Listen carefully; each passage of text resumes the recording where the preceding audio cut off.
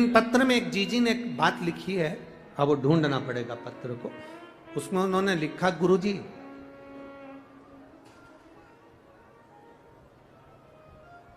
मान लो हम जल चढ़ाते चढ़ाते 2-3 महीने हो गए और शंकर भगवान हमारी नहीं सुन रहे, तो हम जल किस दिशा में बैठकर चढ़ाएं या किस दिशा में खड़े होकर चढ़ाएं?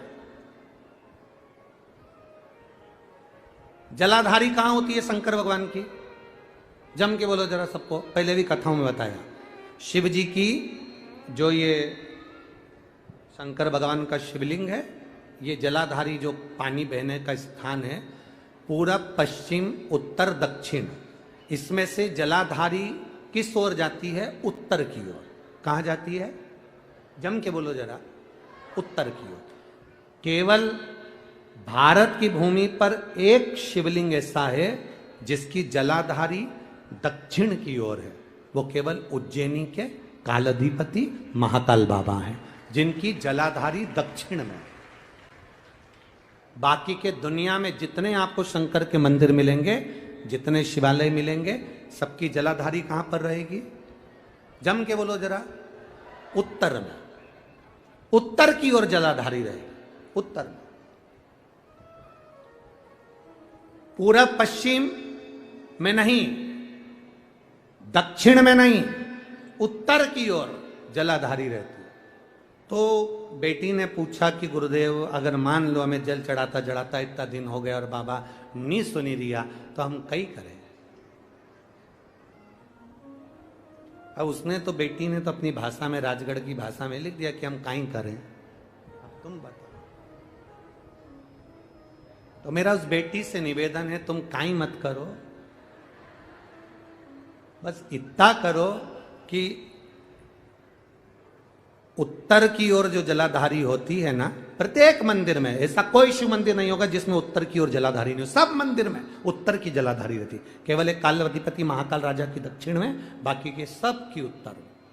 तो अगर बाबा नहीं सुन रहे हैं तो बेलपत्री एक अशोक सुंदरी वाली जगह पर चढ़ाकर, दूसरी बेलपत्री बाबा देवादिदेव महादेव को, ये डंडी का मुख अशोक सुंदरी के यहाँ चढ़ाओ तो उत्तर की ओर।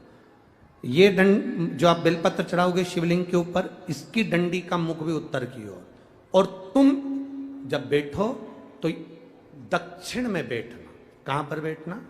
यहां बैठोगे तो यहां से जो पानी बह रहा है, आप कहां बैठोगे? जैसे ये पानी यहां बह रहा है तो तुम्हें कहां बैठना है? इसके इधर। ना तुम्हें इधर बैठना है ना तुम्हें उधर बैठना। कहां बैठोगे? दक्षिण में। दक्षिण में बैठोगे तो तुम्हारा मुख कहां हो गया?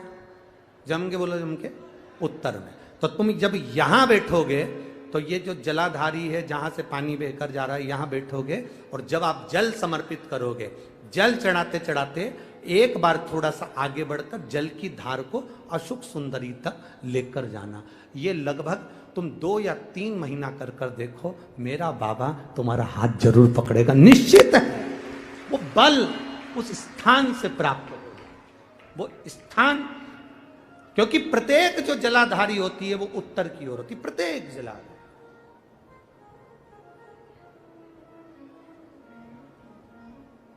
शंभो शरणे मांगू घड़ी रे, दुख काटो दया करी ने दर्शन।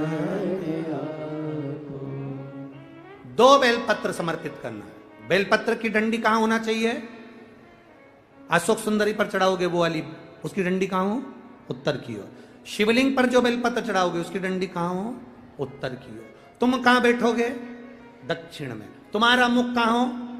उत्तर। अर्थात जहां से पानी बहकर जा रहा है, हम इधर बैठे तो जैसे ये जल उधर बहकर जा रहा है तो हम इधर बैठकर बाबा को जल समर्पित करें और जल चढ़ाते चढ़ाते अपने कलश को थोड़ा सा आगे बढ़ाएं, जिससे अशोक सुंदरी तक वो धार जाए और वापिस शिवलिंग पर चढ़ाकर हमारे पास वो कलश वापिस आए। ये धार का महत्व समझो।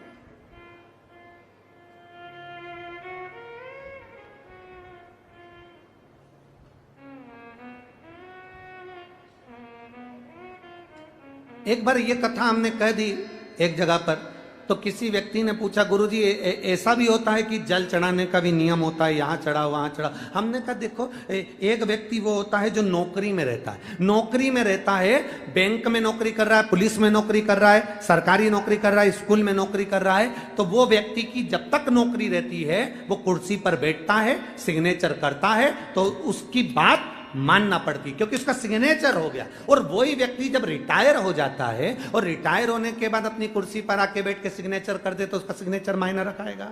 बोलो जम के। वो किसी को सस्पेंड कर दे तो बात आएगी, भले कितना बड़ा भी ऑफिसर हो, पहले तो रिटायर हो गया, रिटायर होने के बाद तो किसी को सस्पेंड नहीं कर सकता। कुर्सी जब तक तेरे पास है, पद जब तक तेरे पास है, तू जब तक नौकरी पर है, तेरे सिग्नेचर का मूल है। तो ऐसा हमारे यहाँ भी स्थान बताए गए कि यहाँ बैठकर जब आप सिग्नेचर करोगे, मतलब यहाँ बैठकर जब आप जल चढ़ाओगे, तो वो जल मेरा महादेव स्वीकार करता है और उससे तुरंत फल की प्राप्ति हो जाती है। ये सिग्नेचर।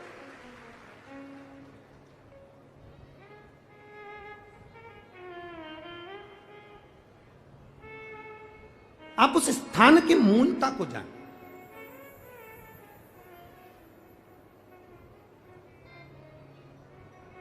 तैतीस कोटि देवता जहां से जल बहता है उत्तर की ओर, 33 कोटि देवता विराजमान होते हैं। हम कई बार जल चढ़ाते हैं, तो हमारी आदत क्या होती है, कई बार जल चढ़ाने वाले जितने लोग हैं, जैसे हमारी आदत क्या है, ये शिवलिंग है, ये जलाधारी, तो हम यहाँ बैठ जाते हैं। कहाँ बैठते हैं? यहाँ बैठ गए। यहाँ बैठ के हमने जल चढ़ाया, तुम्हें लगता है ना शंकर जी हमारे सामने होना चाहिए, तो हमने यहाँ बैठ के जल चढ़ा दिया। जल चढ़ाया, अब आप चढ़ा तो रहे हो, ठीक है, पर स्थान की मूलता, यहाँ जो कुर्सी है, यहाँ जो स्थान है, उस पर बैठकर कोई प्रधानमंत्री, मुख्यमंत्री, आदिक आदिक आदिक अध्यक्ष, उपाध्यक्ष, विधायक आदिक, इसकी जो कुर्सी होती है, कुर्सी साधन स्थान की मूलता है कि तुम बैठे कहाँ हो। जल चढ़ाते समय, तुम बाबा से कहते समय, तुम्हारी भाव कहां पर है, किस स्थान पर बैठकर आप क्या कह रहे हो।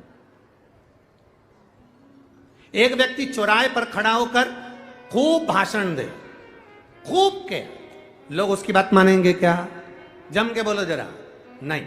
और वही व्यक्ति जब किसी व्यास गादी पर बैठ जाए, किसी स्थान पर बैठ जाए, जब वो अपने भगवान की बात करे, ज्ञान की बात करे, तो लोग उसकी बात मानते, थोड़ा बहुत मानेंगे पर मानेंगे जरूर। सबको मालूम है ये बड़बड़ करे, फिर भी अच्छी जगह पर बैठा, स्थान पर बैठा, उसकी मूलता, उस गादी की मूलता, उस स्थान की मूलता बढ़ गई।